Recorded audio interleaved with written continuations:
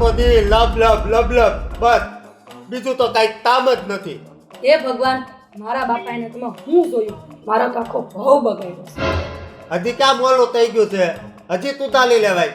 તારા બાપાને ફોન કર લે. એ મારા બાપાને તો ગામમાં આબરૂ છે, તમારી જેમ નાક વગરના નથી. ઈ તો તબલ તે, કેટલી ઇજ્જત છે.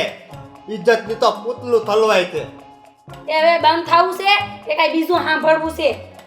એ એક વાત પોતું ન લાગે તો એ સરખું પૂછો, આડા આવડું નહીં, નકર મજા નહીં આવે.